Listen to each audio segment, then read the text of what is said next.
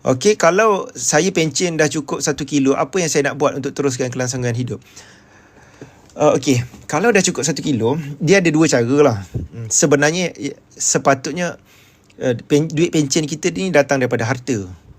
Kalau duit pencen tu dalam bentuk emas, kita kena tarah emas lah. Tarah emas ni maksud kena jual sikit-sikit nak pakai duit. Kalau dalam bentuk harta, beli rumah yang ada sewaan, rumah tu kekal macam tu je. Dan daripada situ keluar duit. Emas tak keluar duit. Kalau plan tuan-puan nak simpan duit dalam ASB, tabung haji atau kekal dalam KWSP, lepas tu nak tarah sikit-sikit, beli emas, tarah sikit-sikit lebih baik. Beli emas macam ni, kecil-kecil tapi banyak, nak pakai duit, jual sikit untuk persaraan. Tapi sebenarnya lebih baik emas ni, sebab tu kena belajar. Saya tak sempat nak cerita hari ni. Sepatutnya emas-emas ni akhir sekali membuatkan harta kita bertambah. Ni harta kita ni bertambah ni. Nanti duit datang daripada harta ni, bukan daripada emas. Emas simpanan. Okay. Duit ni datang daripada sini. Tak payah jual pun kita boleh survive.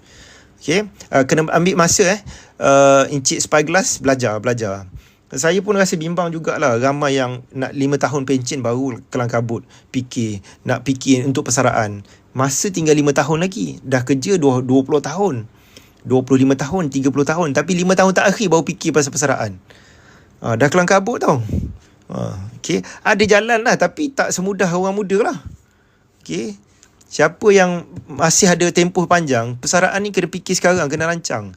Jangan nanti tinggal 5 tahun hutang banyak lagi. Tabungan tak ada. Harta pun tak ada. Jadi nak selesai masalah, jumpa orang macam saya pun tak tahu. Okay. Saya pun tak tahu nak bantu. Sebab tempoh tu dah terlalu pendek. Okay.